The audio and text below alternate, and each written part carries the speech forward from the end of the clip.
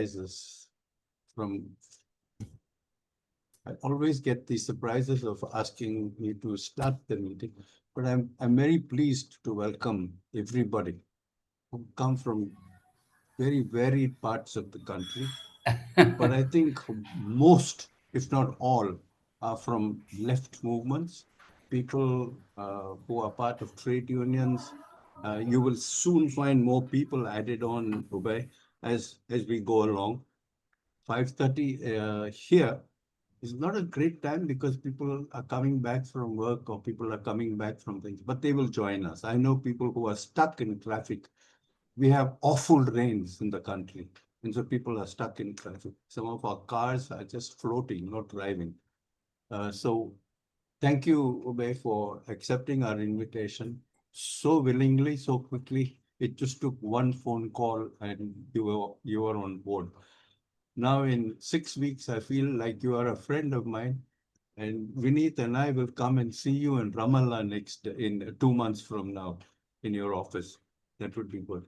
Uh, we have uh, we have a team of people who run the Indo-Palestine Solidarity Network. It's about 7 years old, but it was very much a national network without any face-to-face connection until we were invited by our friends in Delhi, people like Maimuna, Joshia, Vineet. I don't know who else is here, but from Ida. the group. Yes, Nida's here? No, she's not Ah, joining today. She has no, a class. yeah, she's not good. But anyway, but then we found a very strong group of activists in Delhi, political thinkers, activists from the women's movement, from the trade unions, and so on and so forth, who joined us. And it has become very strong. So something which was based in my part of the countries, Goa, just in the southwest, we realized that we should hand over the leadership to a new generation also. I'm getting to be 77 in the next 1 month. So we thought a mid-generation, a new generation should take the leadership, bring new ideas into IPS, and that has actually happened over the last 1 year. We have some very new perspectives, new contacts, new reach, new political circumstances that we are beginning to deal with. So we are really pleased to have you. And Maimuna, whose face we don't see, although she's just said she's not our president, we consider count her as our president. We count Vineet as our general secretary. We can count Joshia as our program coordinator. These are not people who want titles, so they keep on saying, no, that's not our title, but that's what they are. And that's the kind of work that they do. So welcome, and welcome to all of you. And over to you, Maimuna, for to take over the meeting and run it. Yeah. Thank you, Ranjan. Good evening to all of you, particularly to our chief guest and speaker for today, Mr. Ubai Aboudi. It's so heartening to see so many people join us today. Before we begin and hand over to Mr. Ubai Aboudi, I would like to say a few words by way of introducing our speaker. Ubai Aboudi is the executive director of a research center called Bisan Center for Research and Development. As he is the executive director of the center, working and the center has been working for Palestine civil society for many, many years. It was founded in 1989 and focuses on violations of socio-economic and cultural rights of Palestinians. Not only that, but also on alternative ways and modes of achieving development under occupation that Palestine right now is. As Mr. Aboudi has himself explained in an interview. The Bisan Center has also been leading a new initiative called the Palestinian Popular Conference to bring together Palestinian activists and civil society from across Palestine, Israel, and the diaspora to push for one unified demand: democratizing the ossified and unaccountable Palestinian political system. He has been arrested many times, labeled as a terrorist, and also his center has been raided by Israeli forces many times and has been labeled as a terrorist organization. So that much, I guess, speaks volumes about the kind of work that Mr. Aboudi has been doing. He's doing research and he's doing activism. So all the best to him. He's fighting for a free Palestine. All of us are fighting for a free Palestine. And yes, we hope and we shall ensure that Palestine is free one day. Over to you, Mr. Aboudi. Do you have something else to say about you or your organization, Mr. Aboudi? Thank you, Maimuna. Dr. Maimona. And I would just like to start with the words of Yasser Arafat when he used to refer to Indira Gandhi. He used to call her my elder sister. And we as Palestinians feel that India, with its heritage, decolonization, its standing up for the global south, is the elder sister of Palestine. And we realize that the connections and solidarity between Palestine and India run deep. These roots run really deep. Although whatever kind of changes that happened in the past years, connections lost, but we feel that this relationship is organic and we will push for it to be also strong again. First, I would like to thank you all and to thank your organization of Indo-Palestinian Solidarity. And I would also like to remind everyone at this moment we are going as a Palestinian people in the darkest times of our lives, in the time of genocide, where the Israeli occupation has inflicted genocide on the Gaza Strip through bombings and famine, which reminds us also how colonial Britain inflicted the Bengal famine on India many years ago. The situation also in Palestine regarding land grabbing, settler colonialism, this is not new. This is what has been termed by Rashid al-Khaldi for the 100-year war. It's actually over that, over 100 years. Over 100 years of dispossession, of colonization, and of destruction of Palestinian land tenure and our connections to the land in order to replace us with white European settlers, mostly. Then it changed a little bit, but with settlers in general.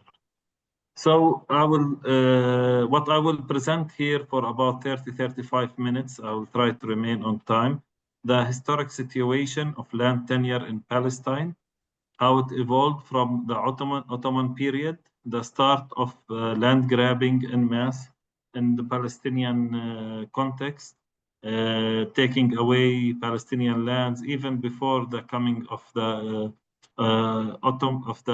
British, what has been labeled as the British Mandate, but what has been in effectuality is the British colonialism, the destruction of Palestinian peasant life, ownership up until 1948, which we call the Palestinians the Nakba, or the Great Catastrophe, which inflicted the ethnic cleansing of 3/4 of the Palestinian populations, the destruction of over 500 villages, and then throughout the 60s and 70s, when the Israeli occupation came to the West Bank and Gaza, what happened after that, the establishment of the PA, new liberal policies, and how they interacted with settler colonialism, which we call the new liberal settler colonialism, which was a fact in the West Bank and Gaza since 1994, until the very moment we here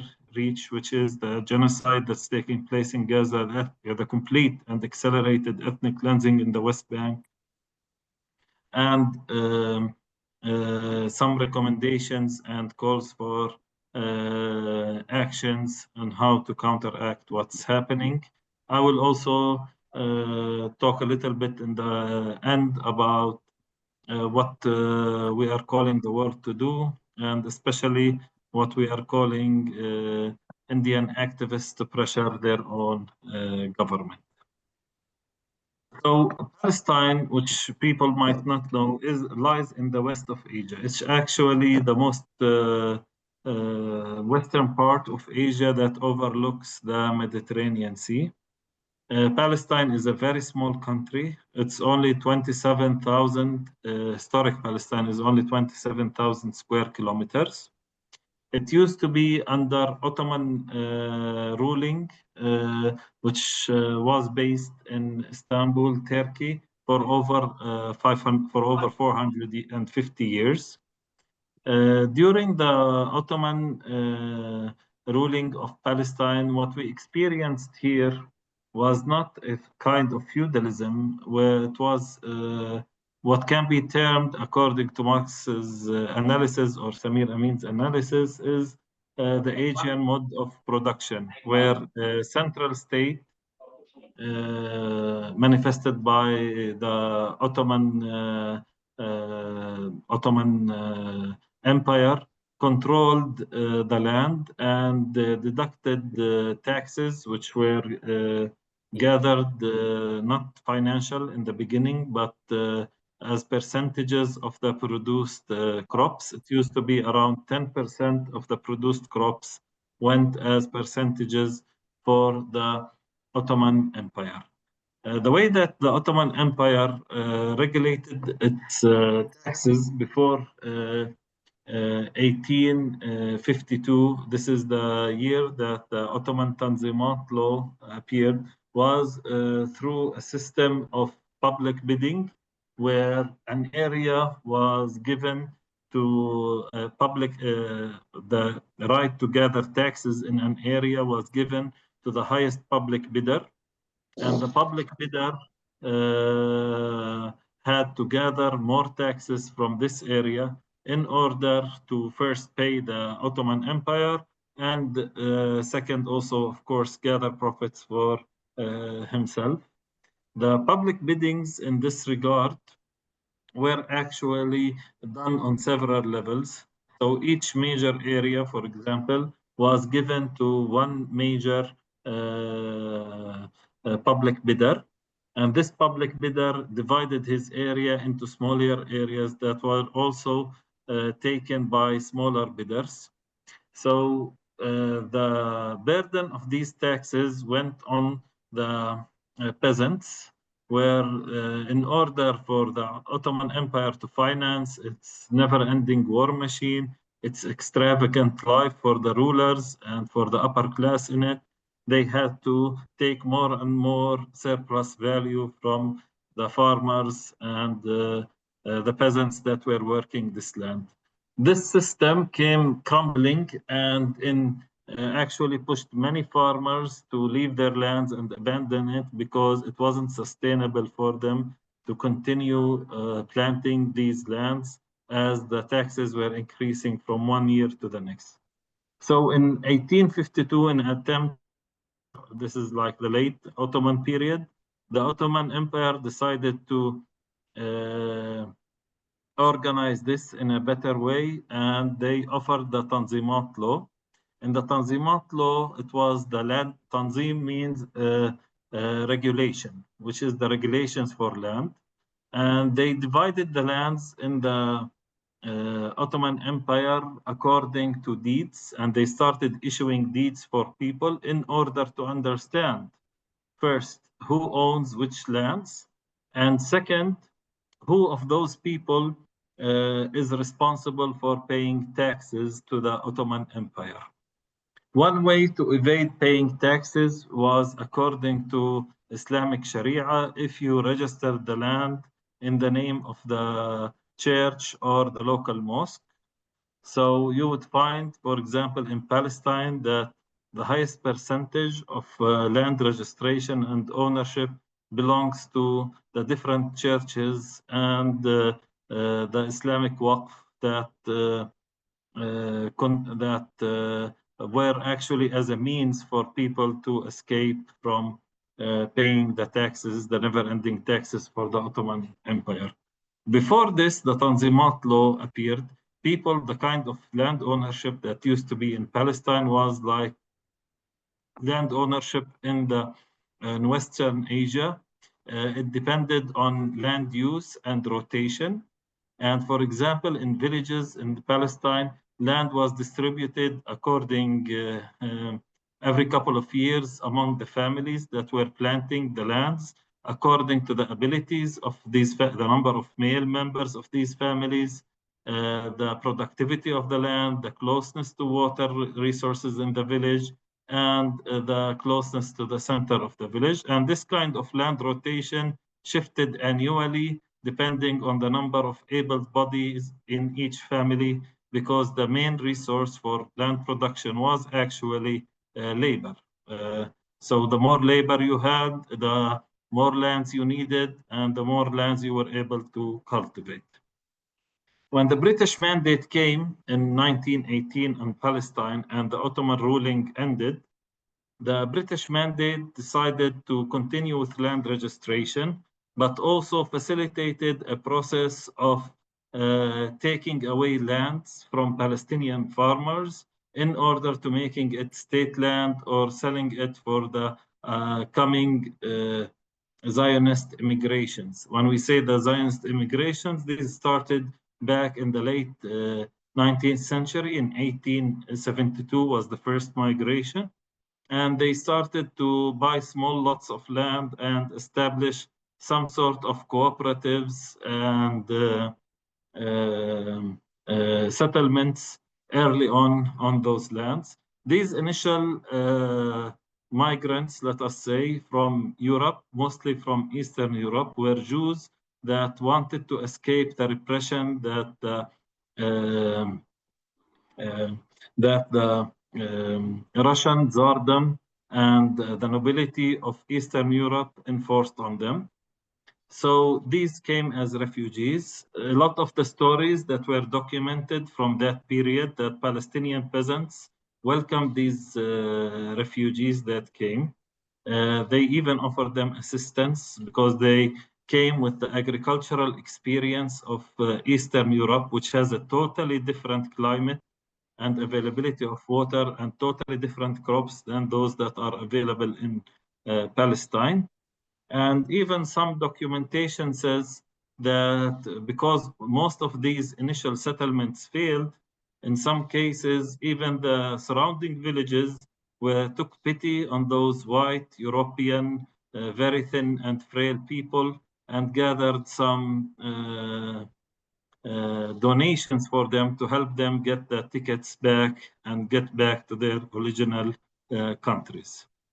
This continued up until 1918. 1918, when the British Mandate came, before that, 2 years ago, there was the Balfour Declaration. Balfour was the British Minister of Colonies, and he gave a promise to the Jewish agency, the International Zionist Agency, it was called back then, that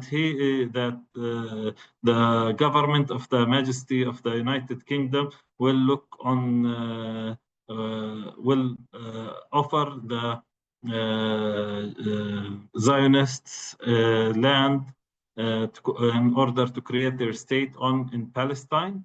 And this land to create the state in Palestine will be on the precondition that the rights of that the religious and civic rights of Palestinians, of the indigenous people, are not violated. This is, of course, what we call as Palestinians as a promise from those that do not own, because when the British Empire made this promise, the British government, to the International Zionist Agency. They did not have control over Palestine, and they, of course, do not own it, even if they colonized it.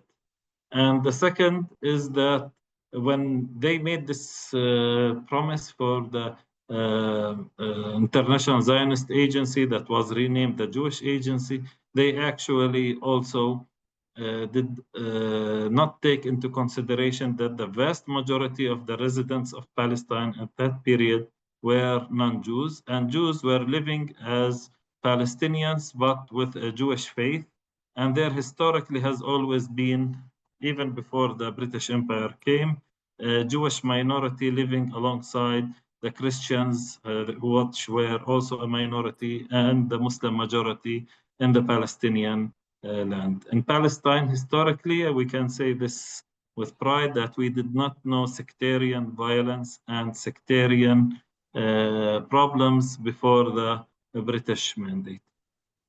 In the British mandate period, transfer exasperated, and this was exasperated by the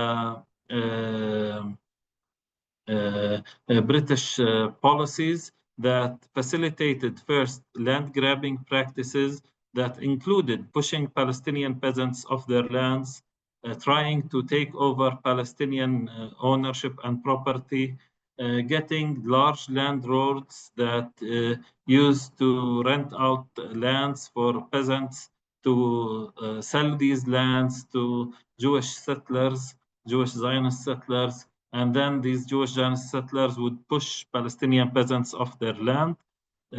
When the year 1936 came, about 1/3 of Palestinian peasants were pushed off their lands because of this colonization policy, which led back to 1936 to the Great Revolt. In the Great Palestinian Revolt, the Peasants' Revolt, the peasants started with actually Palestinians, not just peasants, but Palestinians started with the longest strike in history. They did a strike for 6 months and 1 week, a non-violent public strike, in order to push for the British government first to stop the illegal Jewish immigration to Palestine that Palestinians were seeing was replacing them as a people on their own land, and second, to push for the independence of Palestine, historic Palestine, into a single state where people, whether they were Jewish, Muslims, or Christians, or whatever denomination they had, would live equally as citizens and elect a democratic government. Of course, the British mandate repression against the strike and the non-violence of Palestinians was so severe that 6 months and a week later, Palestinians started what has been called the Great Revolt, where Palestinians had a major revolt and were able to push British forces off the lands of the governments, even governorates, even of some very important Palestinian governorates like Lid and Nablus. Jerusalem area also had, for some short periods, some sort of semi-independence from the British.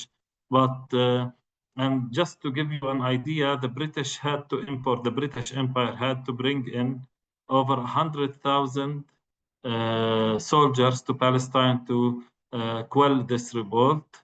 At the time that the end of the revolt back in 1939, the population of Palestine was less than 800,000 Palestinians. So can you imagine bringing 100,000 British soldiers from all over the empire just to stifle out a revolt by a small people? This continued. The destruction of the Palestinian revolt and its ramifications on Palestinian society were very severe, with many Palestinians, especially able-bodied men, were killed, many Palestinians driven off their lands. That in 1948, when the British mandate withdrew, the Zionist organizations were able to kick out 750,000 of Palestinians from what was estimated back then of 1.1 million Palestinians living in historic Palestine, and the destruction of about, according to different resources, there are different figures, but we are talking about the destruction of over 580 Palestinian villages from historic Palestine, and the depopulation of major cities like Lud, Jaffa, Haifa.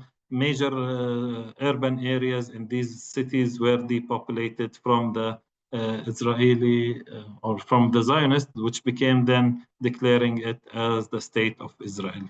By the end of 1948, the state of Israel controlled about 78% of historic Palestine, and what was left was the West Bank and Gaza Strip, which was also which fell under different governments. The West Bank was under control of the Jordanian government, and the Gaza Strip actually had an area of about 720 square kilometers, which was much bigger than its current area of 370 square kilometers. And it was controlled by the Egyptian monarchy.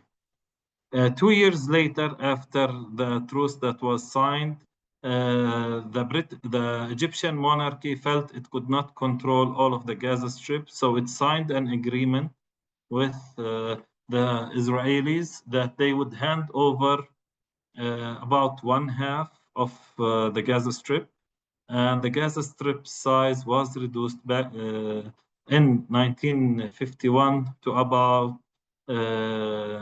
375 square kilometers, which is the area that you see today on today's maps.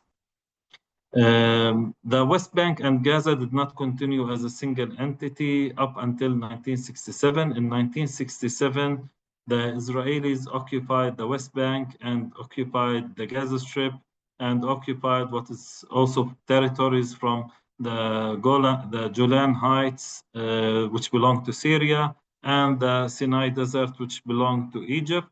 This occupation actually increased the total area under Israel's control for over 80,000 square kilometers, 87,000 square kilometers to be honest.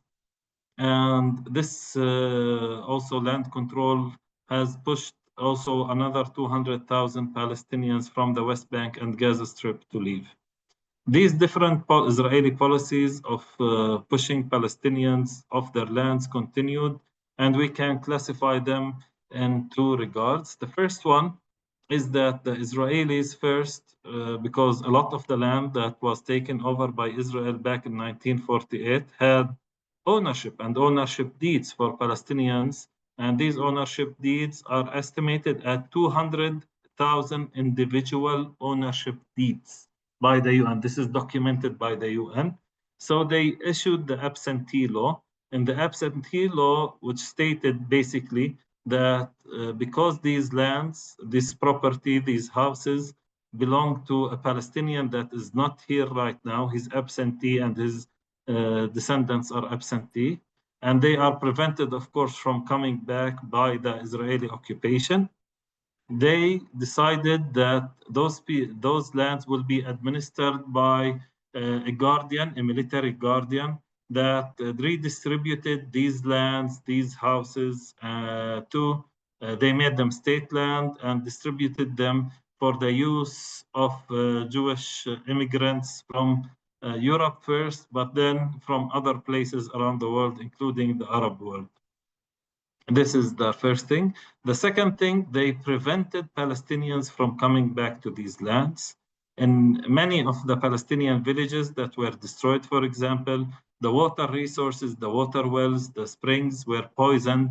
So as if Palestinians decided to return to the land and drink water, they would be poisoned and killed, and this would deter them from being able to rebuild the villages that were destroyed. After the occupation of 1967 of the West Bank and Gaza, the Israeli occupation decided to enact several policies in order to continue in its land grabbing policies. Its land grabbing policies can be actually manifested by a slogan from Herzl, the father of Zionism and its founding member, up until Bezalel Smotrich, the current Israeli Minister of Finance and far-right Israeli settler. This policy includes the control of as much as possible of Palestinian lands and with as little as possible of Palestinian people. So this action actually comes with, as regular settler colonialism happens, is that it wants the land without the people to push the Palestinians outside of these lands. Since the occupation of 1967 for the West Bank and Gaza Strip, the Israelis also enacted several policies in order to continue pushing Palestinians off these lands. We can discriminate between these policies into direct policies for pushing Palestinians off their land and indirect policies. The top direct policies that we can classify is the classifying a state land as a state land or abandoned lands. This classification of state land or abandoned land would mean that Palestinians would lose the deeds.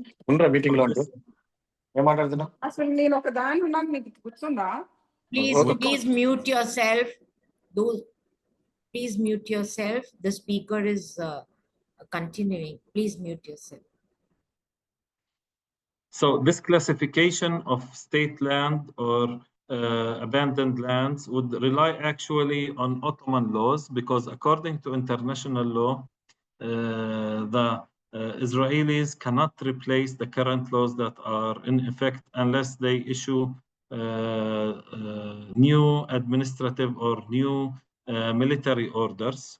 So what did they do for this in order to change it? That they said that the Ottoman law of owning land of Tanzimat would be still in effect, and the Ottoman law of owning land would be interpreted as the following: if a piece of land is not cultivated for 3 years, then the state has a piece of private land. Then the state has the choice of declaring it state land and taking ownership of it. And this state land and abandoned land law actually also had a second aspect of it, that if a state land or a land that wasn't used was cultivated without any objection for 3 years, then you could claim ownership of these lands. What the Israelis did was keep the first part of the law, that if you are not cultivating a land for 3 years, not paying taxes for it for 3 years, then they can confiscate it. But they canceled the second part of the law, which meant, in fact, actually, that several large areas of the West Bank were declared as state lands because its owners weren't able to access these lands because of Israelis' measures and restrictions. Another example of that, of the laws that Israel enacted, was classifying an area as a closed military zone. So if an area had Palestinian farmers cultivating it and they wanted to stop its cultivation for several years, they would declare it, like what's happening today in the area of Masafer Yatta in southern Hebron, where the famous movie that was done on life in Masafer Yatta under the Israeli occupation, they would classify it as a military zone or a firing zone. Classifying an area as a military zone or a firing zone comes from international law, and they simply state that this area is important for military objectives and or for military training, and the people living on this land are not allowed to live on it anymore or to access it. And then the Israeli army would continue its works on this area, pushing the population outside of it, and would gradually redefine certain areas of these land, certain segments of it for the use of only Jewish Israeli settlers, which would be in effect pushing Palestinians off their land. The third policy is designate a land for public use. So they would designate a land as roads for parks or natural resources, etc. Although this is a common practice in international law and among countries, but in this regard, the Israelis only classified lands to dispossess Palestinians and restrict Palestinian access to these lands, or to building roads connecting only Israeli Jewish settlements without the ability of Palestinians from benefiting from this kind of infrastructure. And this happened actually all across the West Bank. The most famous of the examples is in Bethlehem area, where large swaths of private Palestinian property was declared as reserves. And then years later, when Palestinians lost hope in gaining back these properties, they decided to reclassify these areas as urban development areas and build only Jewish Israeli settlements on it. One famous example is a new land acquisition that happened in April by one of the closest aides of Donald Trump, Mr. Witkoff, for a land in the greater Jerusalem area that actually was part of it was declared a natural reserve before, but then reclassified. And another thing is that declaring lands as necessary for the expanding of Israeli settlements or building new Israeli settlements, this would actually also push Palestinians off their lands.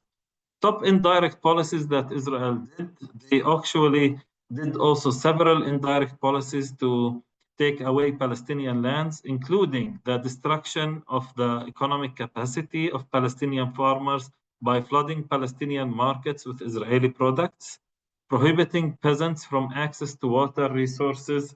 One of the first laws, for example, that were enacted by the Israeli occupation that people cannot dig for and cannot get permits to dig for underwater to reach the underwater reservoir, which was a common practice during the Jordanian and British mandate. This actually, if you cut off agriculture from water, then you basically put a great obstacle in the face of farmers. And they did it as a matter of policy. Actually, what little water wells that we have that are operating in the West Bank, for example, are mostly operational from the days of the Jordanian ruling over the West Bank, even before 1967. But in the Gaza Strip, which is water scarce and depleted from water, actually what little water they have has been bombed after the 7th of October. Water wells have been bombed after the 7th of October 2023. In the third indirect policy, which is prohibiting Palestinian shepherds from accessing grazing lands by declaring it military zones or no-go zones or settlement security zones. A third aspect was dumping on Palestinian lands with industrial waste, which is a major problem until today across the West Bank, or with not industrial waste, also with sewer, raw sewer that is coming from Israeli settlements, and controlling internal and external agricultural product trade. So in this regard, the contribution, for example, of agriculture to GDP of the West Bank and Gaza used to be around 35% back in 1967. Today, it's less than 10% of contribution to the GDP, with total degrading of agricultural lands by more than 30% of agricultural lands are not cultivated anymore. If you compare the figures between 1967 as a total area and the figures of now. Since the start of the genocide in Gaza, these policies have been in effect in Gaza and the West Bank, but also have been exacerbated by the following policies. The first is that the Israelis introduced the notion of Israeli shepherds, where Israeli settlers come to and take control over large areas of land in the West Bank and prevent Palestinian access to it, in terms of that they want these areas for herding their cattle, their animals, etc. And these settlers are not what you would think of being people coming that are benign or peaceful. No, these people are coming with machine guns accompanied by the army, and they have been complicit in several shootings and murders of Palestinians with zero accountability across the West Bank. In the Gaza Strip, Israel has exasperated its attack on Palestinian land and agriculture. They destroyed almost every water well in the Gaza Strip. They destroyed the solar energy plants that were operating the pumps that were extracting this water.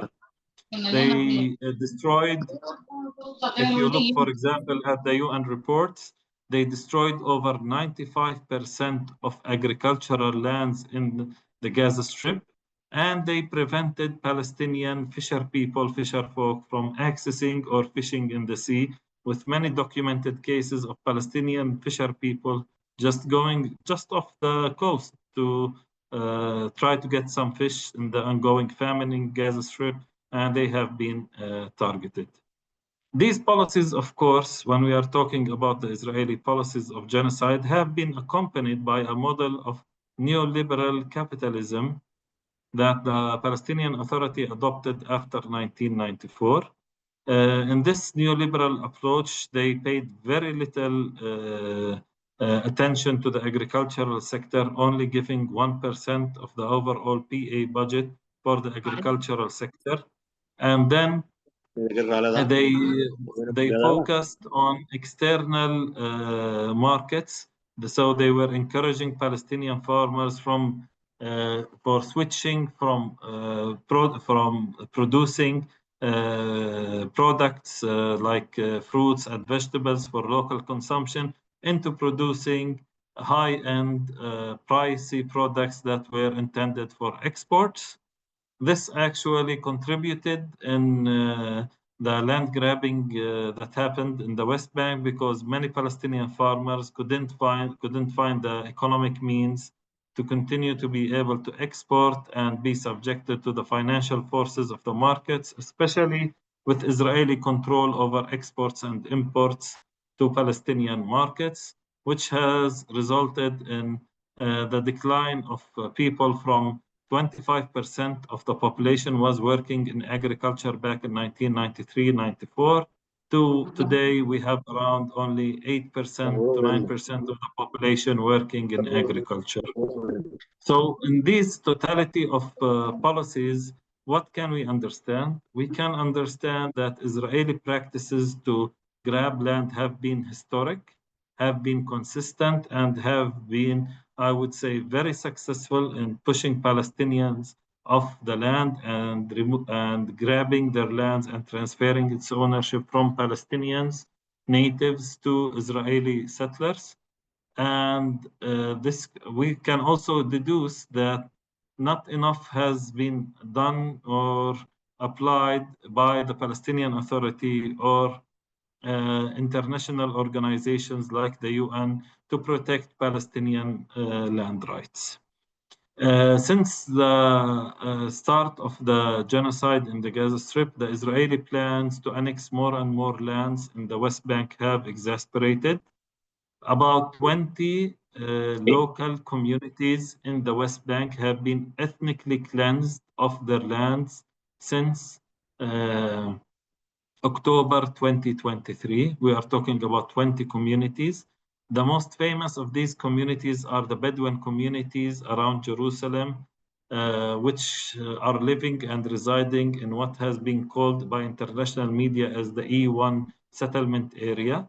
The E1 settlement area is a settlement project by the Israeli government to separate the north and middle of the West Bank from the south by putting a large building large Jewish-only neighborhoods that would divide Palestinian lands into two areas that are inaccessible to each other. This, of course, this policy that is being implemented by Israeli officials and Israeli government is with full sponsorship from the United States, as the US ambassador even refuses to call the West Bank in its name and calls it Judea and Samaria. In the Gaza Strip, the Israeli plans for kicking out ethnically cleansing Palestinians of the Gaza Strip are quite evident. Yesterday, even the Israeli Prime Minister, the war criminal Benjamin Netanyahu, made a declaration that he intends to push Palestinians off the Gaza Strip and not allow them to get back in order to take over the land of the Gaza Strip and develop it into Jewish-only cities and neighborhoods for the Jews that want to live there, or for internationals like Americans that want to invest there, but of course not for the Palestinian people that live on the Gaza Strip. It's important also to remind everyone that the Palestinian people consists of about 15 million people. We have 7 million people of them in historic Palestine, and about 8 million people living in diaspora as refugees, descendants of refugees that were ethnically cleansed from their lands back in 1948 and 1967. In this context, Palestinians have not been docile. Palestinians have been resisting the ethnic cleansing of themselves and their families from their lands. Palestinians have adopted several policies to try to protect themselves and try to maintain in their lands. One of the most important policies the Palestinian communities adopted was adopting agroecology, which is doing agriculture in a circular way, where the consumption, the inputs of production, and the final product, the consumption, is directed and taken from the local community. Palestinians also in the Gaza Strip, even during the genocide, have resisted through trying to plant whatever pieces of land is still available for them. We have many stories of Palestinian farmers trying to cultivate every square meter of land in order to produce some food. Of course, this has been highly susceptible to the Israeli ongoing genocide and bombing taking place across the entirety of the Gaza Strip. The Gaza Strip today, according to the World Famine Committee, which belongs to the United Nations, has declared Gaza as suffering today from famine. This is the first time famine has been declared in West Asia since the UN began its operations. And this is the first time in modern history that Palestine has fell under famine. The famine in the Gaza Strip is man-made. It's a result of Israeli policies and is intended to push Palestinians out of the lands in order for Israel to take over these.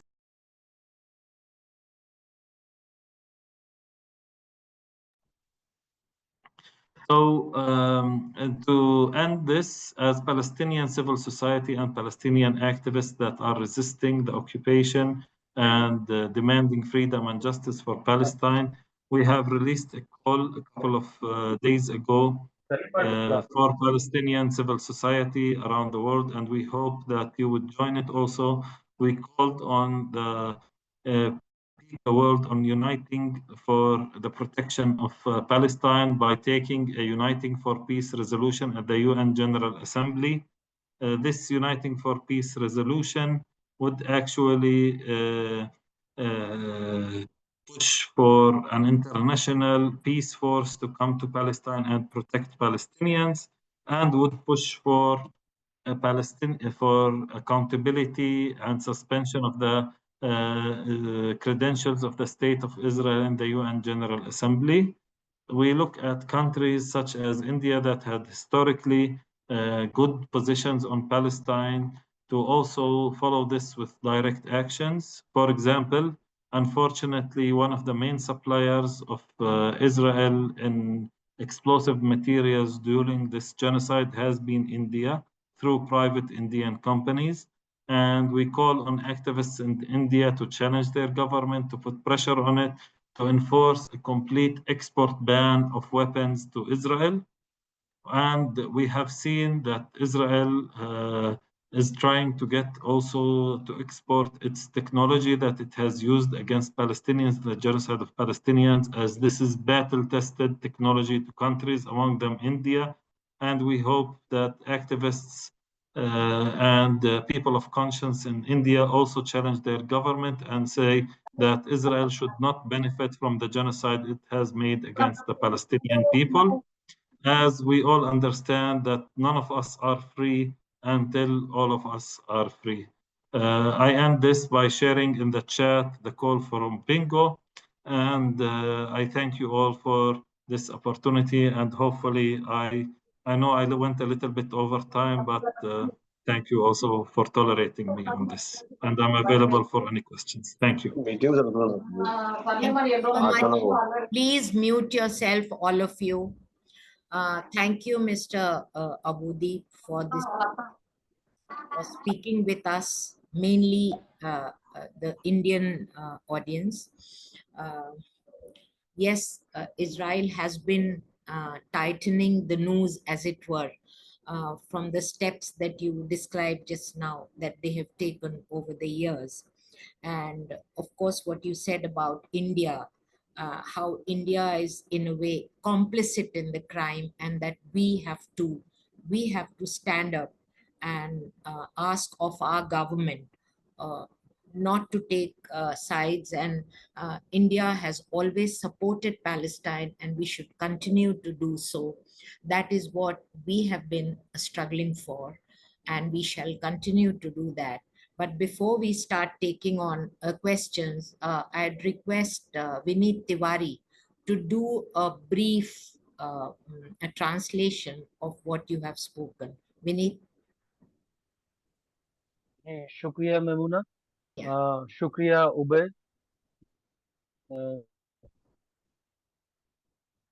और फिर इतिहास उनका बताया है, जो Ottoman जमाने का जो वक्त था, और जब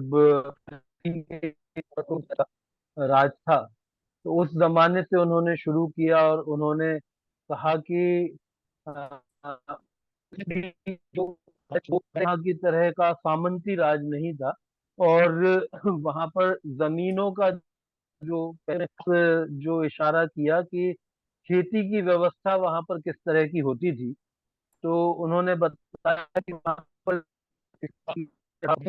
खेती का जो इंतजाम था वो इस तरह का था कि लोगों को अलग अलग सूबे, अलग अलग इलाके बिडिंग होती थी, और फिर उसमें जो हाईएस्ट बिडिंग करते थे वो अ, जमीनें लेते थे, और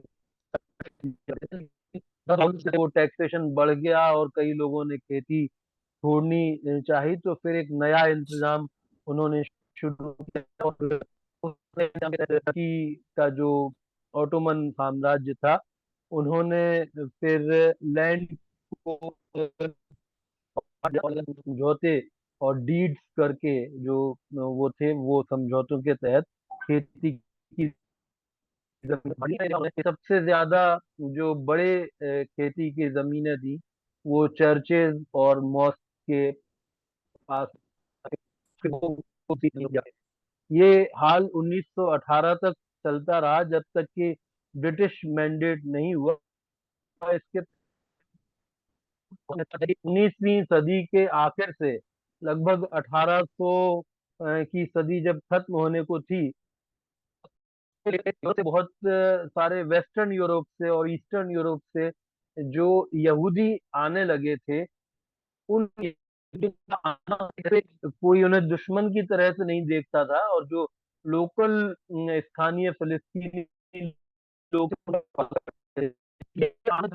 उन पर लादा जाना नहीं था, और उनके ऊपर कब्जा करने जैसा नहीं था। 1918 के ब्रिटिश मैंडेट लागू किया गया, और ब्रिटिश मैंडेट के जरिए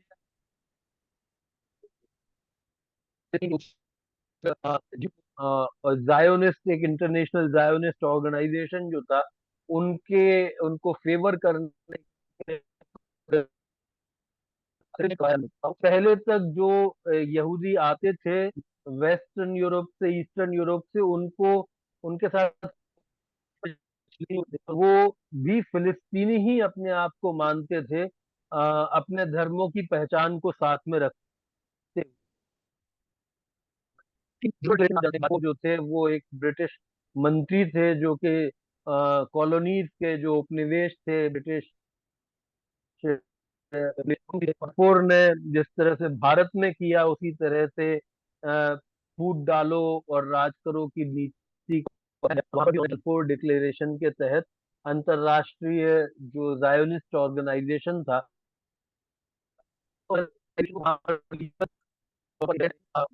का वायदा किया। इससे वहां पर जो रिफ्ट थी वो पैदा होना शुरू हुई और ग्रैबिंग की स्थिति वहां पर पैदा की गई। और उसमें उन्होंने ये भी बताया कि लैंड ग्रैबिंग की स्थिति की गई, तो लगभग 1/10 किसानों ने अपनी जमीन को जब भी यहाँ पर अहिंसक आंदोलन कर रहे थे, तब उसी वक्त में 1936 में और कहते की एक ऐतिहासिक अहिंसक हड़ताल वहां के किसानों ने की, फिलिस्तीन के किसानों ने की। और वो लेकिन चीनी जाती रही। और उस वक्त लगभग 11 लाख की आबादी 1948 में हमला करके फिलिस्तीन पर और स्थानीय फिलिस्तीन के लोगों को बेदखल किया गया, को बेदखल कर दिया गया और उन्हें लगभग 508 फिलिस्तीनी गांव जैसे जो बड़े शहर थे फिलिस्तीन के, उन शहरों को डीपॉपुलेट कर खंडहरों के ढेर रहे, जिन पर के बाद में इसराइल ने कब्जा कर लिया। और इस तरह इस 1948 में लगभग 78% जमीन पर कब्जा जो था वो, जिसको उन्होंने कहा कि ऐतिहासिक तौर पर फिलिस्तीन की जमीन का अगर तो वो 27% होता था, जिसका कि डॉक्यूमेंटेशन है। और लेकिन फिर जो था, और इसमें गाजा में 720 स्क्वायर किलोमीटर मात्र थे, और उसमें भी बहुत थोड़ा सा इलाका बचा था। और ये भी उस तरह से इसराइल के कब्जे में नहीं था। और गाजा स्ट्रिप के ऊपर जो हुकूमत थी वो बड़े हिस्से पर इजिप्ट ने इसराइल के साथ एक एग्रीमेंट किया और गाजा स्ट्रिप का सौंप दिया। और काफी 1951 में लगभग आधी गाजा 70 स्क्वायर किलोमीटर की जो गाजा स्ट्रिप थी वो इसराइल के कब्जे में सौंप दी गई। और स्ट्रिप की बात करते हैं, वो यही 375 स्क्वायर किलोमीटर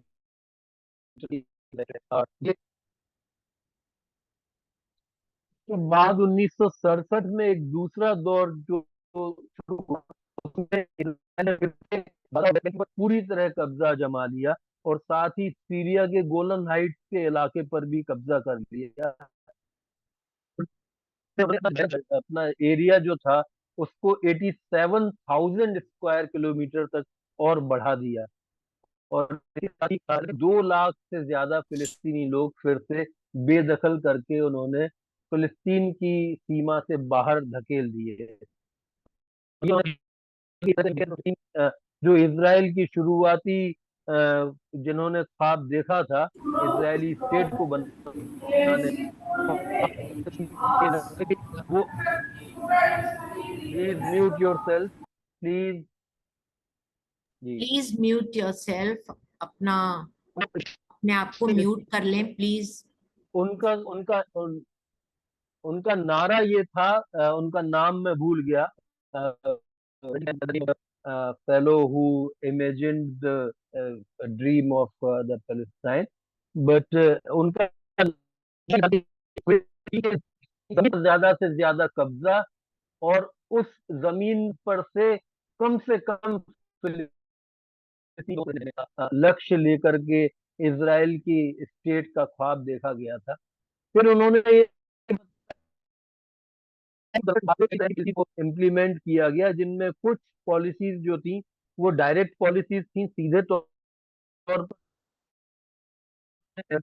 कि उनकी जमीन पर कब्जा कर ले, और उसके लिए इस तरह की नीतियां बनाई जिनको कानूनी जामा पहनाया, जिनको कि कानूनी जामा नहीं पहनाया गया, लेकिन जिस तरह के हालात क्रिएट किए गए उससे तो उन्होंने दोनों हिस्सों में जो सीधे तौर पर जो इस तरह की पॉलिसीज लागू की गई,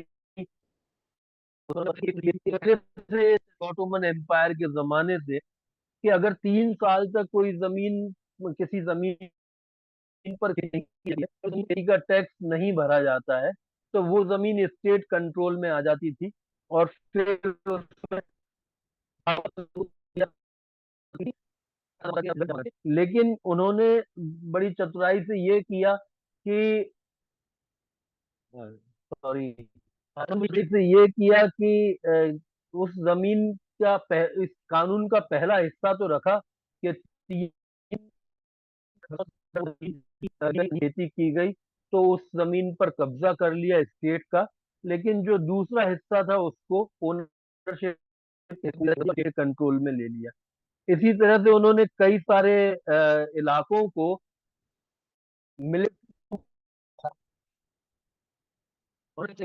मिलिट्री यूज का इलाका बता करके,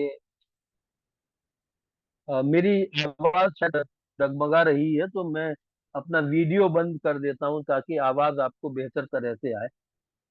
ये अ, लगता है सभी को वीडियो म्यूट कर लेना, अपना बंद कर लेना चाहिए ताकि नेटवर्क थोड़ा फ्री हो जाए।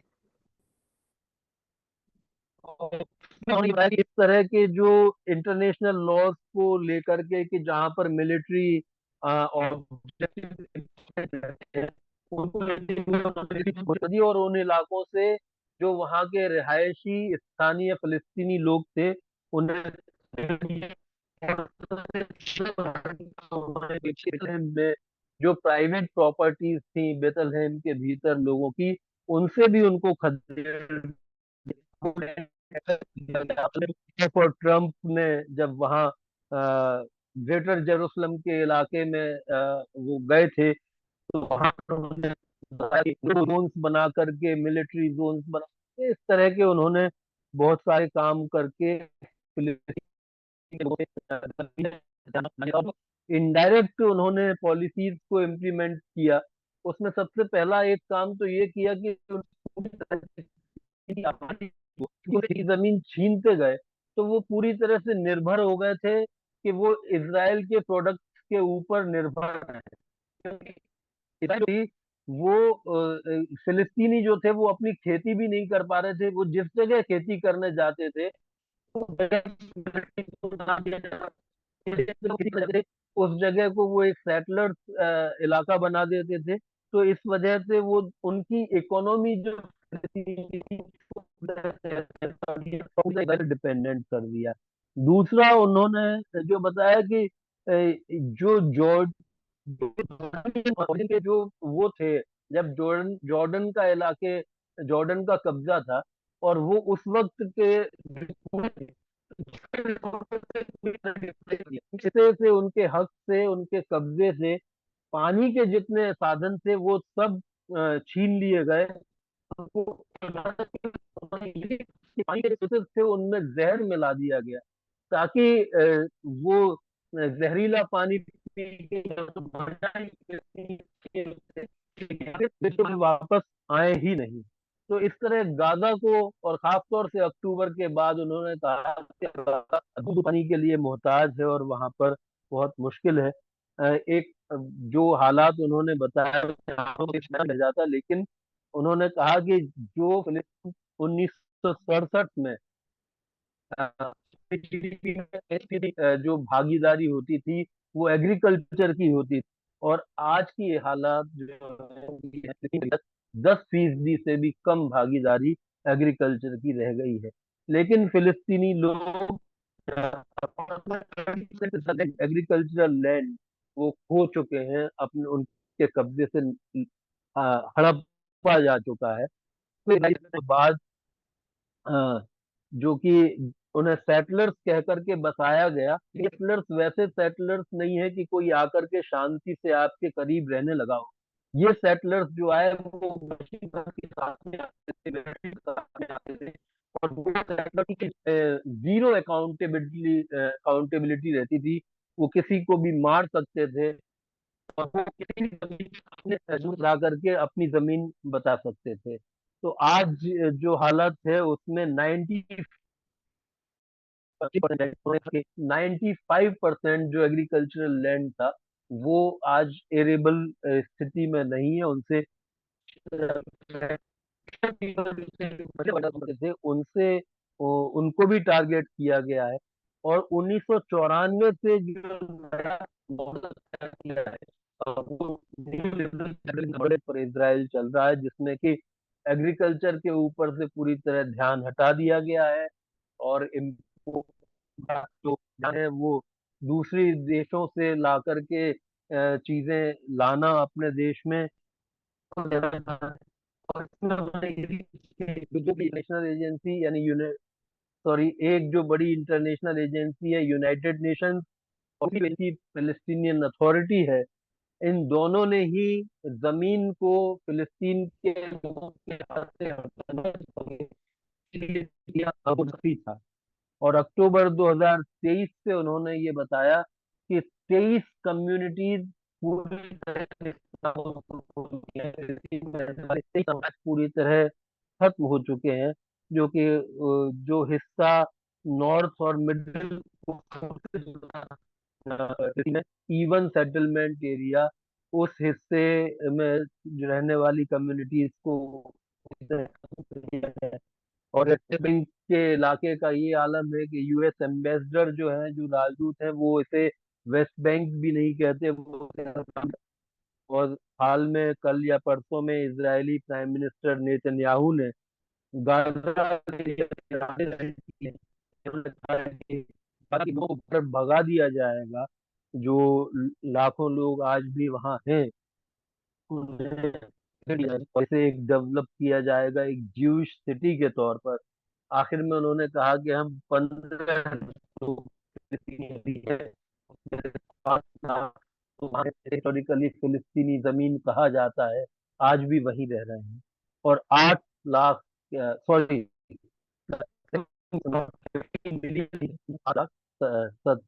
एक्चुअली ये 1.5 करोड़ लोग हैं, इसमें से 70 लाख जो है वो आंतरिक फिलिस्तीन पर रह रहे हैं, और 80 लाख वो शरणार्थी होकर के दुनिया के दीगर हिस्सों में देशों में रह रहे हैं, और फ्री के हर जतन को कर रहे हैं।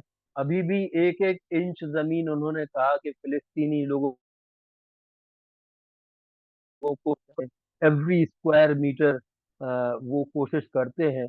और ये सब वो सब कर रहे हैं जबकि genocide नहीं, और ये सब वो इसलिए कर रहे हैं कि कुछ नए बीज रोपे जा सकें भविष्य के लिए। और ये इसके बड़े हैं। और उन्होंने ये भी कहा कि अ, ये पहली मर्तबा वेस्ट एशिया के भीतर मॉडर्न हुआ है। और तब शुरुआत में उन्होंने जो बात कही थी, इस बात को ला करके उन्होंने यहाँ पर इस बात का अंत भी किया। ब्रिटिश कॉलोनियलिज्म था उस वक्त, जो हमारे यहाँ उपनिवेश था, वाद था अंग्रेजों का। बंगाल के भीतर अकाल लाया गया था, और 50 लाख लोगों को करने के लिए उस अकाल को क्रिएट कर दिया गया था। मैन मेड फेमिन वो था।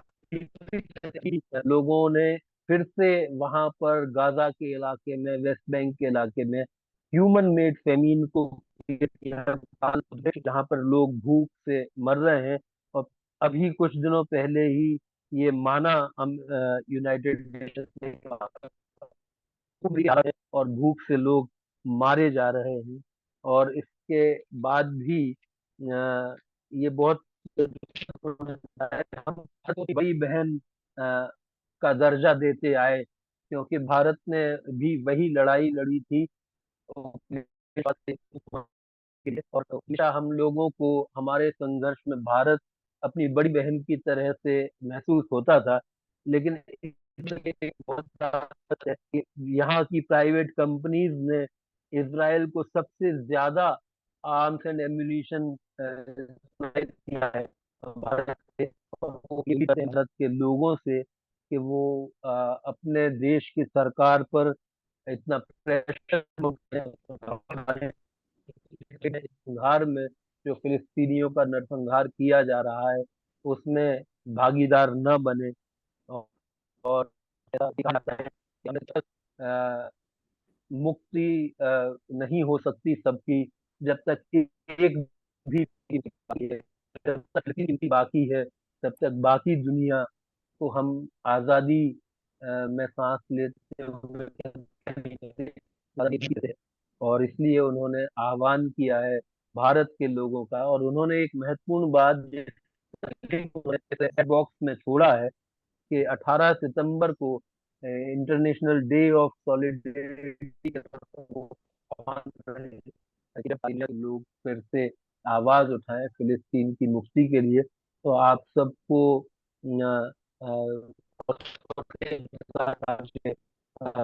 तीन बड़े ट्रेड यूनियंस और तीन बड़े किसान जो संगठन है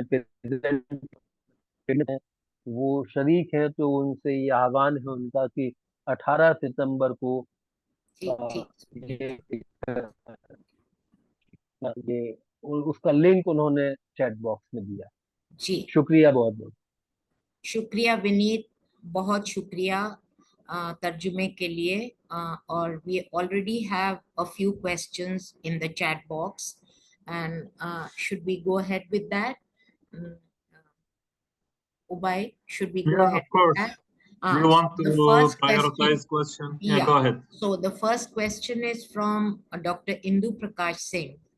And the question is, what was the incident of 7th of October 2023, which Israel uses to justify its genocide? We understand much of it was perpetrated by its own machinery. What do you have to say about that? Look, what happened in October 7th, 2023 is not the start of the Palestinian cause of history.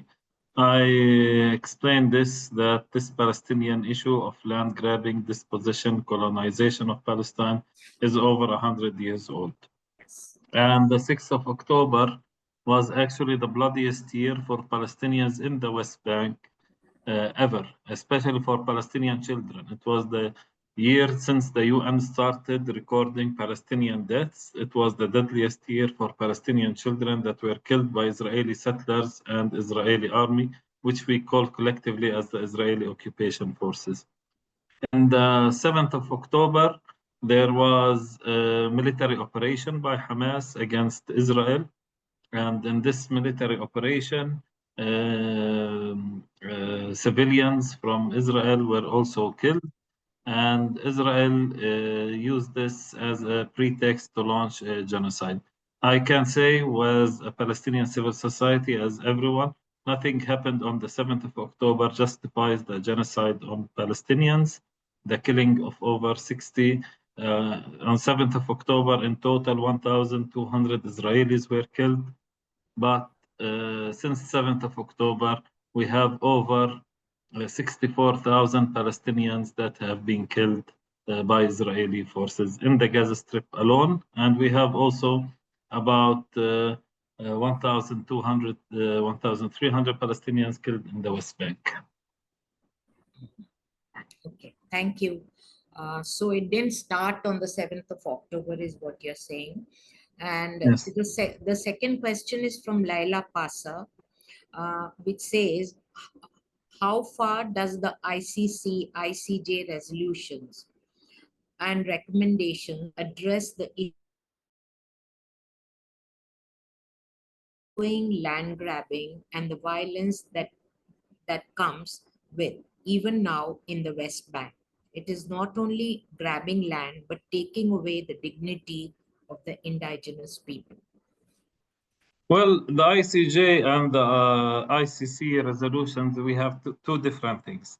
The ICJ is the International Court of Justice. It's the largest court it's the world court.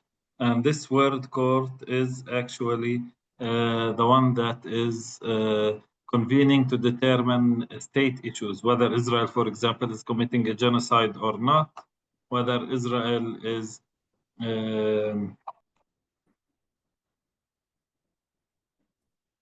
You are on mute.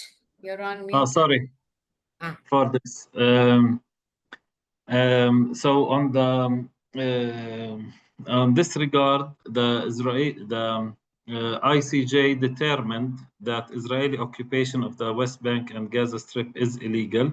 The Israeli settlements' presence, their very essence, their very presence is illegal under international law. It actually constitutes a war crime, the war crime of transferring one's population into an occupied territory and taking over it. And that the Israeli occupation this illegal occupation should end on the 18th of September this year, which is in a couple of days. So what we are seeing in this regard is that this is very important in putting the Palestinian cause as a context of national liberation in this regard. But this is not the only resolutions. There were prior resolutions, but the ICJ important that it determined for the first time that the occupation was illegal. The ICC, the International Criminal Court, actually goes to persecute individuals, government officials, military commanders, individuals that have participated in severe violations of international law and international humanitarian law. The ICC has already issued 2 arrest warrants, one for the Israeli Prime Minister, who is a war criminal, Mr. Benjamin Netanyahu, and the second for the Israeli Defense Minister, who's also former Defense Minister, who's also a war criminal, Mr. Yoav Gallant. Those 2 ministers are charged with the crime of using starvation as a method of war and starving the population in Gaza. And this was actually, these were issued about over a year ago, the arrest warrants against them. Since then, the ICC has been brought under immense pressure from the US to stop prosecuting the Israeli war crimes and war criminals. And yesterday, the US administration, or the day before yesterday, actually on Thursday evening, they issued sanctions against 3 Palestinian prominent human rights organizations, Al-Haq, Law for the Service of Man, Al-Bisan Center for Human Rights, and the Palestinian Center for Human Rights, for cooperating and working with the International Criminal Court to provide them with evidence and prosecute Israeli war criminals for their war crimes. Are these able to protect Palestinian rights at this moment? At this moment, as Palestinians, we don't feel the change in this regard, but we believe this also puts immense pressure on governments not to be complicit in Israeli war crimes, not to recognize, to divest, and put sanctions on Israel. And now we escalated also the demand. I put a statement in the chat from Palestinian civil society calling for deployment of a UN mandated multinational protection force to protect Palestinian civilians. There's one more question from Laila, which says, considering the Israeli government, that the Israeli government continues to illegally expand and even is planning to strip Gaza completely of its people, what are your thoughts on a 2-state solution?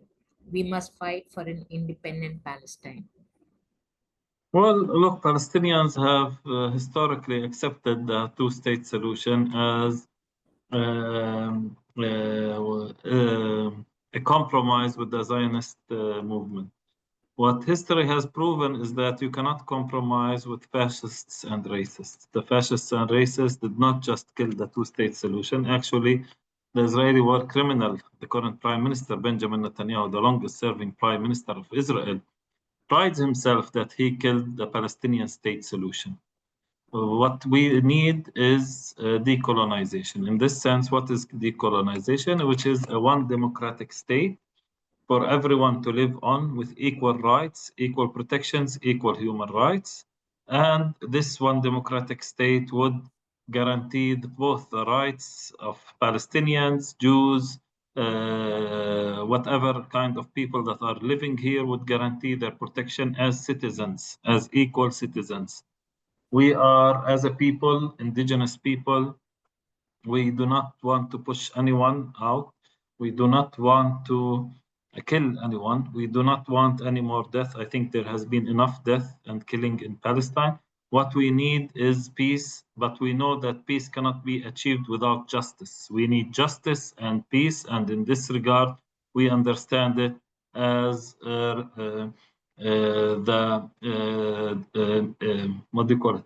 The taking down of the colonial systems and apartheid systems of control over the Palestinian people.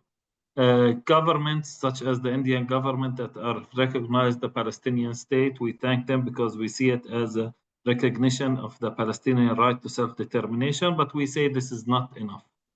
If you are recognizing the right of Palestinian self-determination, you should not be also cooperating with their oppressors, the Israeli government, and be doing business as usual with them, exchanging stuff with them, but also you should be taking steps as outlined by Palestinian civil society. There is one more question from Khalil Najab. Where are you from, Khalil? Is there any progress in the formation of a military protection force for Palestinians? Well, the right responsibility to protect is actually a UN mandate. It's mandated especially under the Genocide Convention, where all means should be used to stop an ongoing genocide. This is something that every state that is a member of the UN has signed. The Genocide Convention is one of the widest signed international treaties around the world.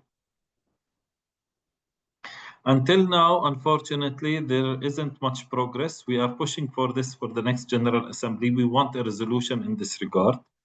If a resolution is in this regard, is adopted by the General Assembly under Uniting for Peace, as explained in the document by PNGO, the statement by PNGO that we have sent, this will open up venue for willing states to come and say, we want to contribute forces, we want to contribute troops in order for this protection force. We don't, as I said before, we think that there has been enough killing and enough bloodshed. We don't one more life to be lost, one drop of blood to be spilled. But we feel that Israel will not stop on its own unless it's pushed to by the world. And we feel that also the call from the president of Colombia that has initiated, said that they will initiate a call for the international protection force for the Palestinians at the UN General Assembly. I think this is an important call. So this is the first step forward.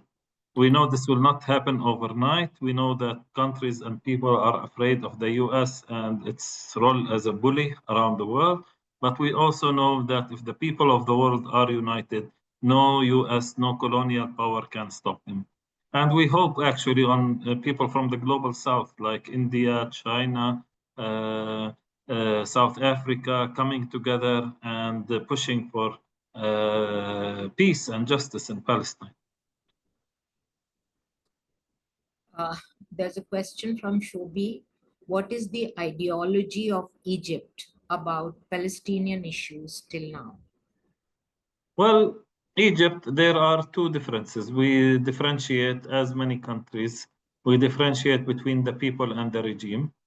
The regime's discourse is that they are with Palestinian rights, but it's doing very little practically to protect Palestinian rights.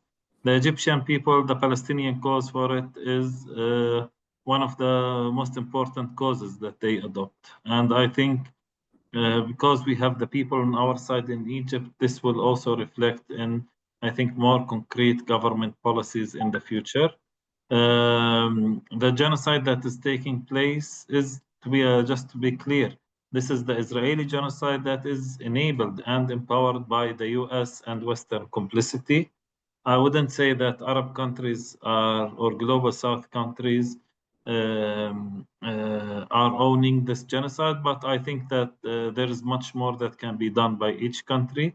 Most specifically, let us say, in regard to Egypt, that unfortunately, for example, Egypt has allowed the continuation of weapons transfers through its ports, through the Sinai Canal to Israel. And I think this is something that also should be completely stopped, as is the export of weapons from other global south countries. I can name a few, for example, India is one of them, but also Vietnam. Vietnam, we are very amazed that Vietnam is also exporting. But I think if activists for justice and freedom in Palestine, like yourselves in India, come together, they can push their government to change. And we hope also other activists in other countries to push their governments for this kind of change. Next is from Laila.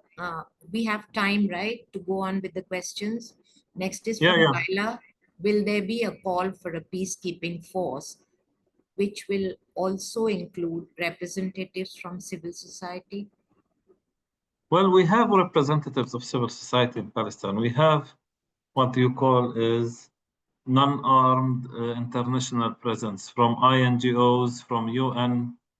But Israel has killed many of them. Israel has killed members of the World Central Kitchen that were operating in Gaza. Israel has killed members of UNRWA, United Nations Works Refugee and Works Agency. They have killed over 230 of them, the biggest loss in UN humanitarian workers in history since the inception of the UN. I think we have these already, but although they do very important work of observing and reporting, but it's not enough, unfortunately, to stop a genocidal government like Israel. What we need is a concrete protection force, peacekeeping force that can defend the Palestinian civilians from Israeli violations, human rights violations in the Gaza Strip, but also in the West Bank. Okay, Prasanna is informing us that we are fighting in India, and yesterday, under the banner of Coalition Against Genocide, they had a huge demonstration in Goa. Likewise, in Mumbai also, they had a big demonstration. They had to fight a court battle to have the demonstration, but they did have. So nothing, I mean, we are hopeful, we are fighting, and I'm sure we will fight and we shall win. There is one more a question from Damle. Do Gaza Palestinians have Israeli hostages, or is it only a ruse to attack Palestinians? Look, I think the notion of hostages applies in both directions.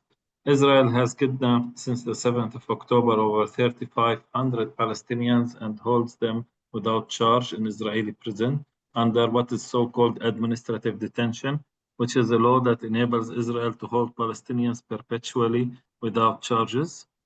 And I think this Palestinian civil society, we have called for the respect of international law. We have called for ending the fighting, and we have called for ending the Israeli system of colonial control. You know, Palestine has one of the highest incarceration rates in history. According to statistics from the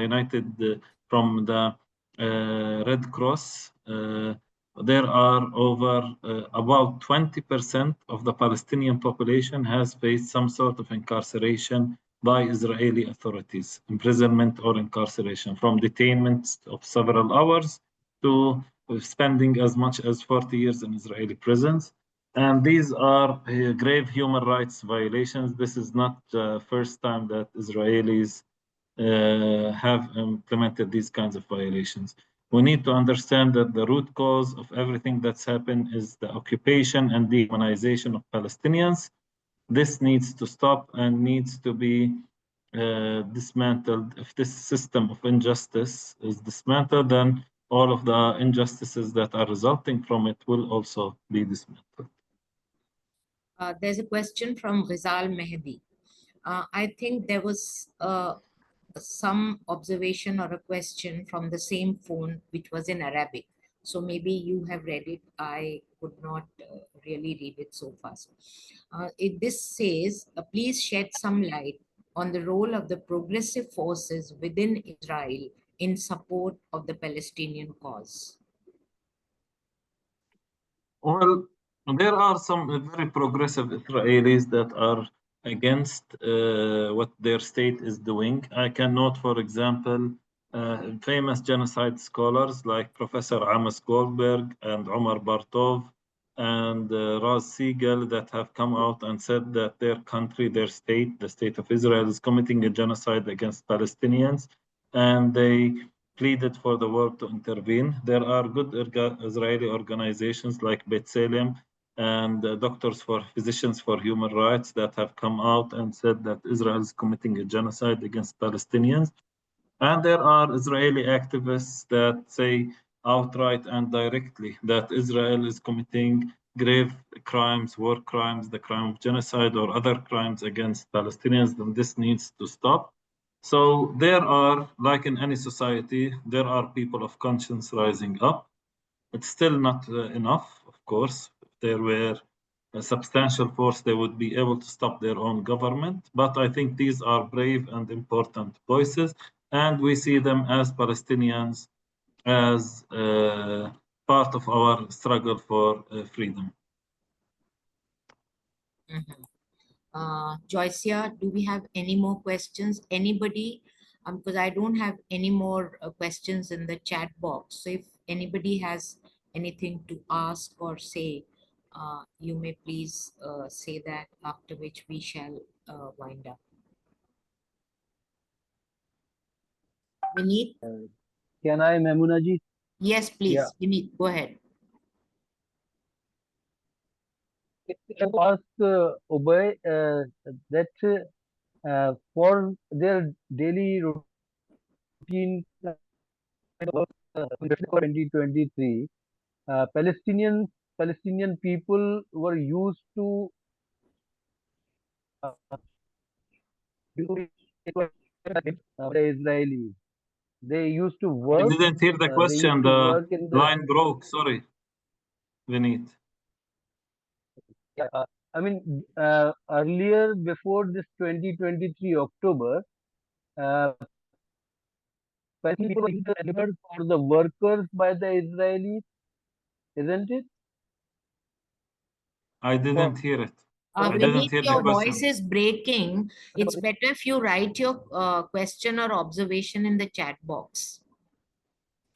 If you write it, I think it's better. Yes. Okay, I am writing that in the chat box. Please, Vineet.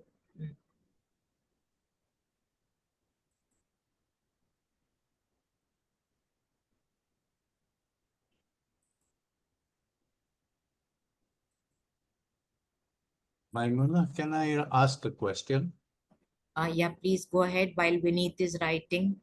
Yeah, my question was that it's a worthless argument to say that October 7th, 2023 was the one that provoked the IDF to attack Gaza and to flatten Gaza. That was a pretext. And this plan was made long back because it's not as if Hamas had even planned this just the day before, the week before. It was a long-term plan to make that entry. And Israel knew it, but Israel trapped the Hamas into coming so that they could then unleash this war of flattening Gaza. The US knew this. The EU knew this. This is a conspiracy of the global West against the Palestinians. This is fascist. This is racist. Please comment. Okay. Look, what I believe in is that what I tried to present in this lecture is that the history of the colonization of Palestine and the ethnic cleansing did not start on October 7th. It started many years before. It started over 100 years before. And this history has always been built on two things. The first one on deep colonialism, which is the colonial intent of the land grabbing, pushing Palestinians off their land, etc. And the second, which is also accompanied by colonialism, which is a deep racism. Basically, what we have come to understand is that the Israelis as a society, but also many of the Western leaders and elites, do not view Palestinians as equal human beings. Because they do not view us as equal human beings, our death, our narrative becomes unimportant. Our lives, our societies, our children are, according to them, of course, are an excess to humanity. That's something that can be washed aside in order for white people to have better lives or have more resources, etc. I always, at the beginning of the genocide, I read a paragraph, a book to the German representative to the Palestinian Authority, the the vice council.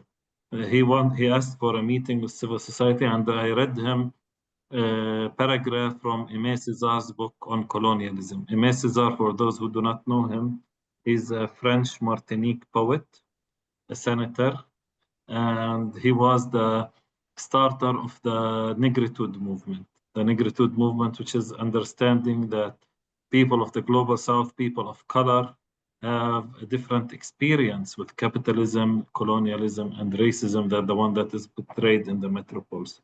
And in it, he said, and this is direct quotes from him, that Europe, white Christian Europe, did not have a problem with Hitler because of what Hitler did, but because of where he did it. They didn't have a problem with Hitler because the same policies that they applied for the Indians in India, the Arabs in Algeria, and the blacks in South Africa is the same policies that he brought back to mainland Europe and applied to the white Europeans. So Europe couldn't forgive Hitler for the practices because those very practices were done by, for example, the British Empire in India, in Palestine, all over the world. It was done by the French Empire in Algeria, in the Pacific. It was done by the Dutch settlers in South Africa. But what they couldn't forgive him is that he brought those very same policies and did it against white people in Europe. And then this became a criminal and couldn't be forgiven. Of course, he's a criminal. Of course, he's not forgiven. But as many Jewish brave voices are coming out to say, not in our name. What Israel is doing to the Palestinians is not justified that the Jewish people experienced a Holocaust 70 years ago, because those are the very same policies that should have been prevented from being done again to any people around the world. And here, in the context of Palestine, as in any other context of national liberation around the world, we have our own story, we have our own pushback against the occupation, but all of this is a result, is the working of the occupation. There couldn't be, I always say this, there wouldn't be any Palestinian faction that is created today if it weren't for the Israeli occupation. The Israeli occupation, the Israeli dehumanization of Palestinians, this is what created all of the Palestinian reactions to it, including the Palestinian factions that are calling for national liberation. Maybe if we weren't colonized, we wouldn't have this kind of political system as Palestinians. We would have a very different one. Maimuna, Abbas Ali Khan has raised his hand. Maimuna ji. Abbas ji has raised his hand. Yeah, am I allowed to ask a question? Yeah. Can I ask a question? Yeah, Yeah, go ahead. Please go ahead. Yeah, okay.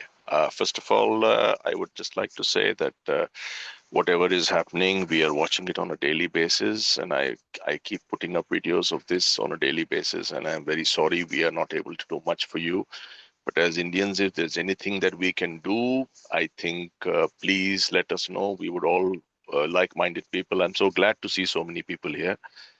My question to you is: see, I have been following the goings on in Israel for quite a while.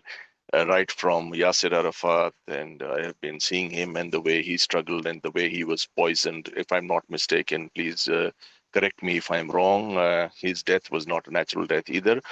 There have been conspiracies and that run deep into the system of Israel. Uh, Somewhere, somehow, the world has been turning a blind eye, and this situation has been the grave. In the 5 decades of my life, I have never seen so much killing, and I have been somebody that has been following a lot of geopolitics, and I have never seen so much of killing in any one place in so little time in the last 5 decades of my life. It hurts us to see this, and anybody whose heart is in the right place is going to really, really feel sad. And if there's anything that brings tears to my eyes, it is this situation that is happening in Israel, in Palestine. I'm sorry, there was no Israel. There is no Israel. In Palestine, whatever is happening in Palestine brings tears to my eyes. And the fact that we are so helpless as people who love you, who love peace in the world, as Indians who love peace in the world, we are so helpless, and there's not much we can do. We can pray for you. We are all praying for you. If there is anything that you think that as Indians we can do to, ease your pain or to try and raise our voices, please, please, please add me in it, and I would love to be a part of it. That's to Mr. Ubai Aboudi and to the rest of the members here. If there's anything that we can do, please do let us know. And our prayers are Thank you. always with you. Thank you. I think Abbas. Yeah. I think we have several statements from PNGO that this is the network that we are part of and that we do advocacy with collectively as Palestinian civil society. One thing is we called for a global day of strike. And this global day of strike on the 18th and action, where we encourage them to come and put pressure on their governments, make their voices heard in order for them to understand or push their governments for actions, not just rhetoric. The rhetoric of India on Palestine is really good in this regard. Continue this rhetoric, but very little actions, and I would say sometimes counterproductive actions. The second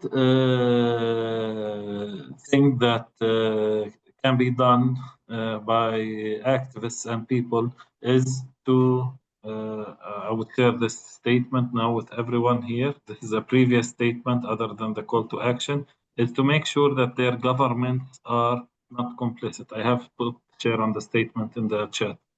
That to make sure that their governments are complicit. How are their governments complicit? If they are sending weapons, selling Israeli weapons, buying Israeli weapons, selling inventory and products that can be used in weapons production, this is directly contributing to the murder of Palestinians, to the genocide. This is one. Two, is also having any kinds of investments in Israeli colonialism, like investments in Israeli companies that are profiteering from Palestinians or international companies that are profiteering from the occupation of Palestine. And the third is having any kind of diplomatic or political endorsement of Israeli extremist views. And these are many views. For example, one of them is that the Israel's annexation of Palestinian lands, Israelis' claims of self-defense, as was actually stipulated by a number of UN special rapporteurs and human rights experts, that Israel as an occupying force does not have the right for self-protection against the population it occupies. It has, according to international law, only law and order duties, but it cannot claim self-protection and wage a war against the population it occupies. This does not work under international law. So these are the main issues that we are proposing. Also joining BDS initiatives, boycott, divestment, and sanctions initiatives. These are also very important. You have a long list of companies that are complicit in genocide, but you can also make understand from your context what is the situation between, for example, India and Palestine. One group that we are active with, one forum, is Friends of the Hague Group, which is a group of civil society, global civil society from all over the world. We have, for example, La Via Campesina representatives, People Health Movements representatives, representatives from PNGO, from organization in the US, ALBA movements, for example, from Venezuela and South America. All of these are coming together to push their governments into more concrete action to protect Palestinians. And I would encourage organizations from the people that are attending to also come and join it, whether collectively or individually. And of course, Ranjan has my contact, and a number of you have my contacts, Maimona also. So we are open for this. Thank you. Binu Binu Matthew also has raised his hand. But before that, I would like to say Comrade Thomas Franco has also suggested we should have some protests every week, maybe Sundays or whatever. And we are doing that. Every Wednesday in Delhi, we are doing that as part of our boycott movement, boycotting corporates that are complicit in genocide with Israel. So these things are going on, but the question, and Vineet has also asked a question. So I think I'll read out Vineet's question, and Binu can then ask his question, and then you can reply. Vineet has said, I was asking whether the Palestinians were used as laborers by the Israelis. Were they employed by the Israelis before October 23? Second, are there people in Israel with some conscience and empathy? Do they not raise their voice against the state of Israel? And Binu's question, Binu, please go ahead. Can I speak? Yes, please. Yeah. Ubaidi has been speaking about one-state solution.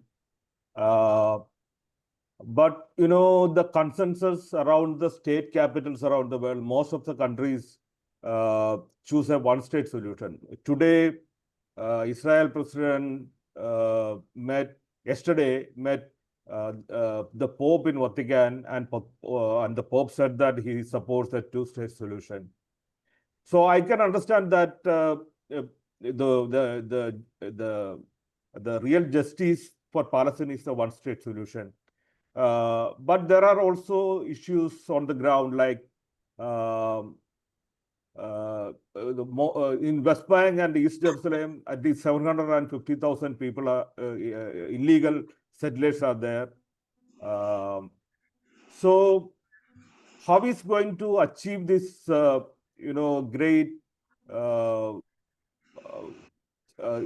great objective of achieving one-state solution in Palestine? What is the practical, things that Palestinians are doing and can do, and the world at large should be doing to support that movement?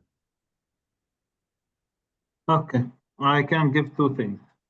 The first one is that although the consensus among the international community, I'm saying states around the world except the US, is for a two states, one state for Palestinians and one state for Israelis.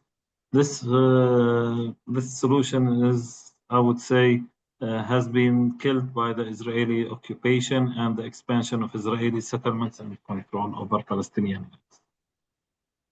So what we propose for is that as people, that our problems are not with any people around the world. Our problems are not with what faith people have. They are Jewish or Christian or Muslim or whatever faith they might have, or Hindus. This is, of course, all people we believe are born equal, and they should not be discriminated against based on religion. So the idea is to have the structures that enforce and promote Jewish supremacy, that these structures are the problem, that dehumanize Palestinians is the problem, and that denying Palestinians their basic rights, including the right of return for the refugees, is part of the problem. And these, if you solve the root causes, these issues that I have talked about, then it wouldn't matter what kind of political system that we would have, because this political system will express and preserve the rights of the people under it. So this kind of system, what we think of is one state. This is the only possible outcome that can grant everyone here the same basic rights.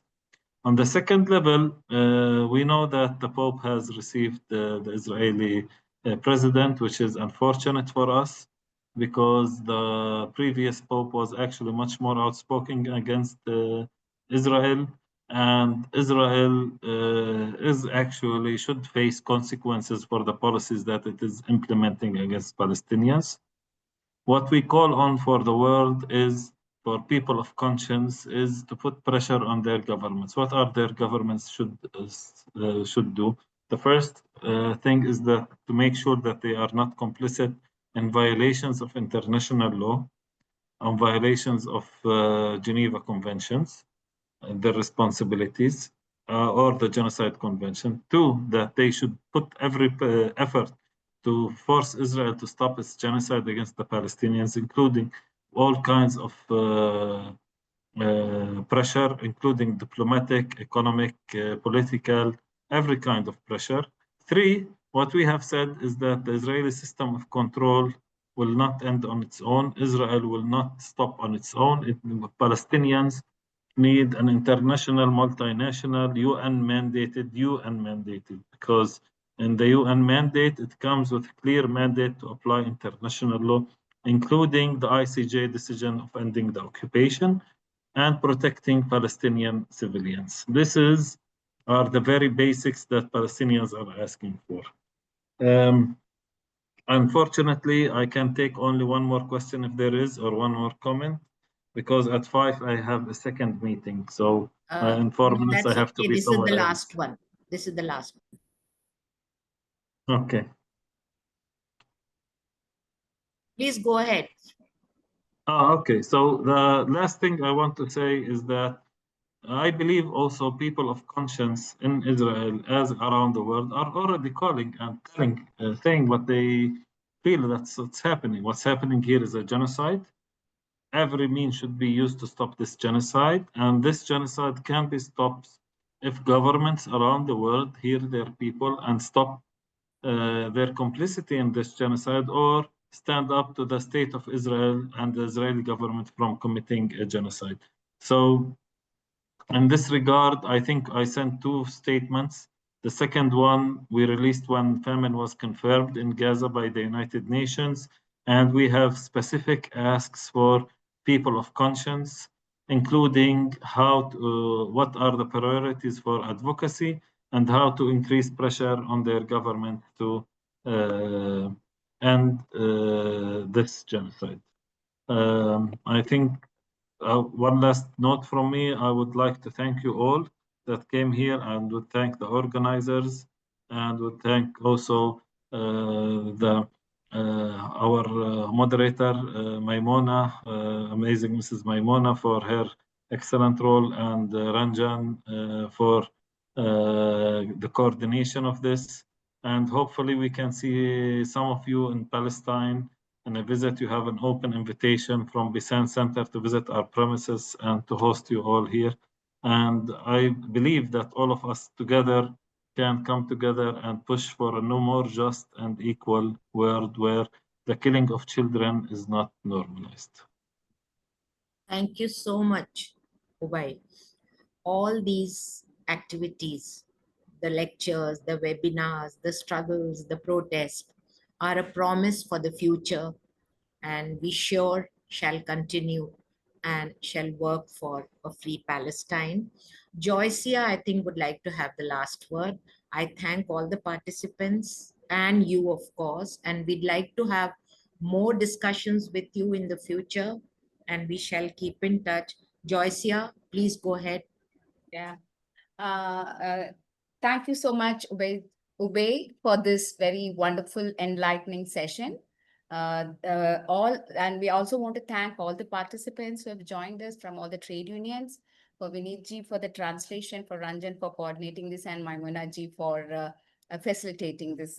We want to say this has been a very promising session by you. the participants here are talking about how we can do more action to put more pressure to make sure Palestine is free at the earliest. Thank you so much for being with us this day and making this session, this webinar, a very useful and a promising action-oriented one. I think we will move into more action. All the cities in the country will come together to do more protest or organizing more solution for Palestine by coming together and pressurizing our government as well as the governments around the globe to quickly end this genocide so that we will have to see Palestine free at the earliest.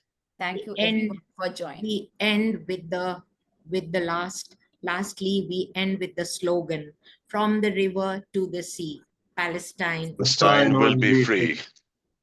Thank you. Inshallah. Thank you all. And all power to the people, and the people have all the power. Thank you. And we continue our work, and send please our regards to everyone. And it was my personal pleasure spending these 2 hours with you. Please stay in touch. I put my email also here. And please, Ranjan, feel free to share anyone who wants my contacts. Thank you. Bye-bye. Thank you. Bye. Thank you. Take care. Thank you so much. Bye-bye.